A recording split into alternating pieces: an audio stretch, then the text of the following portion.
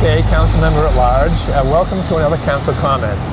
I'm especially pleased today to have with me Ashton Wright, who has recently been hired to fill the position of local food coordinator. We're going to talk a little bit about her background, a little bit about the work that she is already doing and that she's preparing to do to develop our local food economy. So, Ashton, welcome. Thank you. Thank you for taking this position, and tell us a little bit just about your background, your general background to begin with. Sure. So I'm a native Lexingtonian.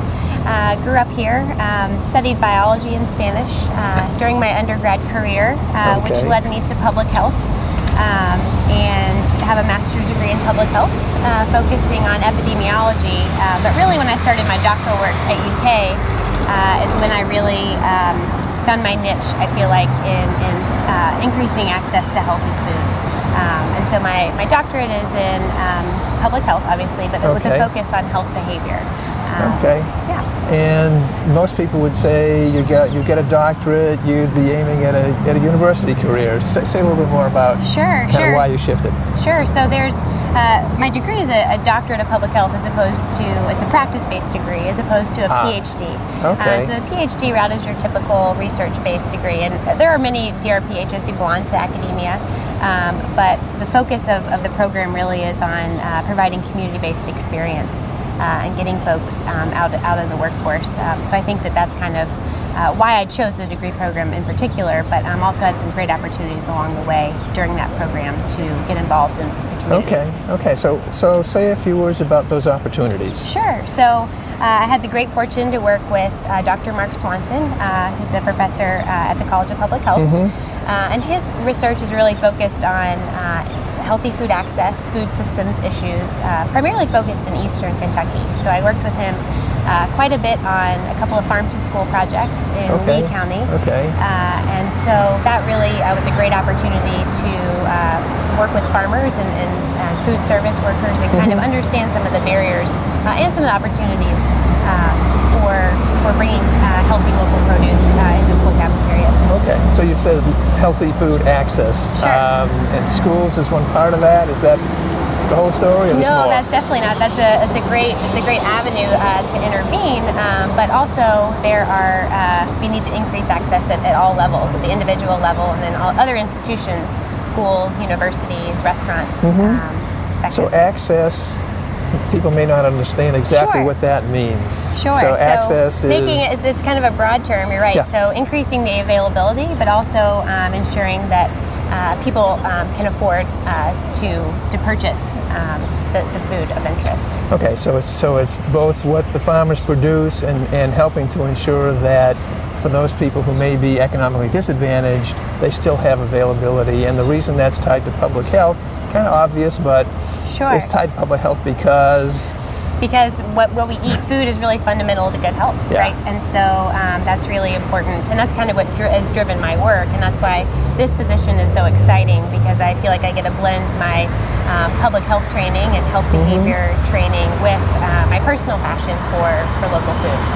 Okay, so that's a good segue to shift to this particular position and why you were interested in it, and then I'll ask you a little more about what you're doing. But you were interested because... So I grew up downtown, grew up kind of going to the farmer's market with and it's original, well, not original, but where it lived for a long time along Vine Street. And my parents were early supporters of the co-op, and they just kind of instilled in me, that we should be supporting not necessarily local food, but local businesses.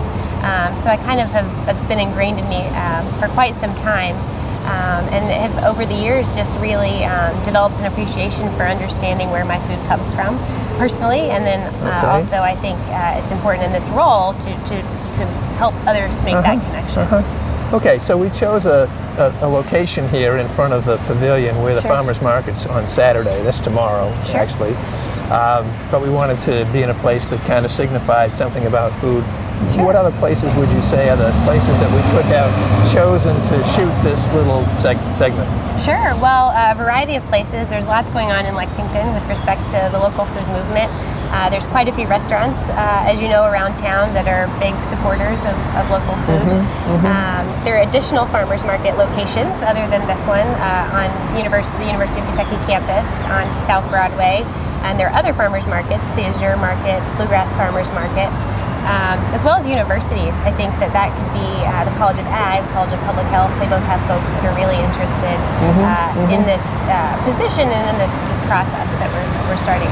Okay, so you are the local food coordinator. Tell us a little bit about what that means to you and what you've already been doing and what you're thinking about doing. Sure. So what it means to me really is a coordinator, so a facilitator, a broker, if you will, connecting folks who are already doing pockets of great work and making sure that they're listening to one another and know about the great work that's going on. Okay, can you let me? Sure. A few of the people, kinds of what's going on. What are the things that you think you can tap into or exist as resources for you? Sure. Well, there are a lot. People are very interested. Some great work's going on at the College of Ag. I had some meetings with folks earlier this week to learn about more of the research that they're doing and how I can kind of fit in and help them, and then also benefit from the great data and other things that they're doing. In addition, great nonprofits around town are interested in improving the local food system, like folks at Seedling, Food Chain, the Tweens Nutrition and Fitness Coalition. So there's some great well-established groups who already kind of their hand in this work, and I hope to just better facilitate what they're doing and potentially create some more connections for them. Okay, given what you know about this general effort, where does Lexington fit? Are we ahead of the curve, behind the curve, in the middle of the curve? How are we doing? That's a good question. So as you know, Louisville is quite far along in this work. So in terms of time, they've been at it for about 5 years. But in speaking with Sarah, it took her kind of a couple of years to. Okay, and that's Sarah Frischner, who has a comparable position in Louisville. Comparable, but slightly different spin. She's focused primarily on economic development, and I'm focused on that as well, but the health piece is going to be really critical for my position. So there's a lot to be learned from her. So I would say, although we're just starting this work, it's great that city government and other folks who have contributed pots of funding for this have realized that Lexington is well poised to kind of engage in this work. So I'd say on the scale, I say we're about in the middle. I think that there are in speaking with Sarah, there are very few positions comparable to this nationwide. So in that respect, I feel like Lexington is kind of on the cutting edge in terms of identifying a single person whose responsibility it is to oversee all that activity. Right. So most people would not know, but I'm just going to mention that we raised some money. We basically got grant funding for most of your position for this first year. And the funding agencies include the Kentucky Agricultural Development Board and the Foundation for Healthy Kentucky. Not an obvious, pairing. Can you say why do we get funds from both those sources, and what does that mean for your job? Sure. Well, the Ag Development Board, I think, is interesting because it has a presence in every county. And I think they're really in the business of helping grow the agricultural economy in those areas. And I hope to, because I was fortunate to receive funding through them, it's going to be a priority for me to reach out and make connections with the immediate surrounding counties, but as well, in addition to counties in central Kentucky. Okay. And then the Foundation for Healthy Kentucky, obviously, given my public health background, it feels like a good fit for me. But they're really interested right now in funding projects that are targeting obesity prevention activities, and so I would categorize increasing healthy access to healthy food as a very strong strategy for obesity prevention. Okay, and you mentioned the surrounding counties, and this has struck me all along as a necessarily regional effort, but say a little bit about why it's regional and what that means. Sure. So as we all know, Lexington is a population center of the region, and so therefore we have a lot more opportunities for farmers to sell their produce and meats and cheeses.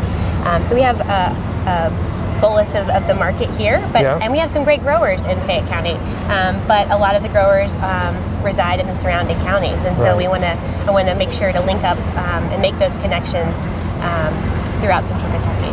Okay, so this is a little bit to the side, but often when people talk about efforts at regional cooperation, the stumbling block is that Lexington is so much bigger than its neighbors, and they are concerned that we would, kind of dominate. But it strikes me that in this effort, the capacity for growing is so much more in the surrounding counties, that this is a regional effort where we're really equal partners. Is that, Sure. do you see it the same way? Absolutely. I think it's going to be critical to engage with folks in the surrounding counties, with producers, with cooperative extension, with the Ag Development Board, to really understand they've been in the business of farming and growing for a long time, and we need to take advantage of their expertise, but also help them create additional markets for their products. Okay.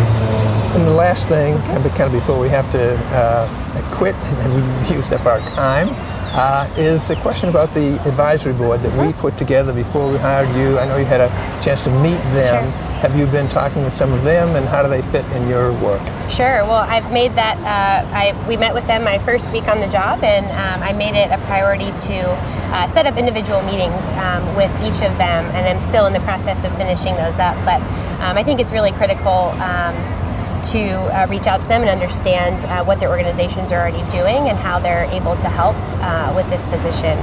And it's really reassuring to know that this great group of folks is already assembled, and that they can be a sounding board for my work going forward. Okay, so last question, what's most important now on your agenda? What's next? Sure. So after listening, and which is what I kind of categorize what I'm doing right now, and organizing that information, I hope to sit down with the advisory board and create working groups around kind of each of the topical areas that we're interested in: infrastructure, capacity, consumer outreach, and really formulate a plan of action, creating both short-term goals, that things that can happen in the next few months, and then also some plans for some longer-term changes. Okay, and if there's one thing, what's the biggest gap at the moment? I would say, in my estimation, infrastructure. And what I mean by infrastructure is a lack of regional processing and aggregation and distribution facilities. So I think that's, and that's not going to happen overnight. That's going to be a process, but I think that we can start working on it soon. Okay, well, I appreciate your being with me today. I want to thank our watchers, our viewers, for joining us. I've been talking with Ashton Wright, the newly hired Local Foods Coordinator in the Office of Economic Development in Urban County Government. Thanks for watching.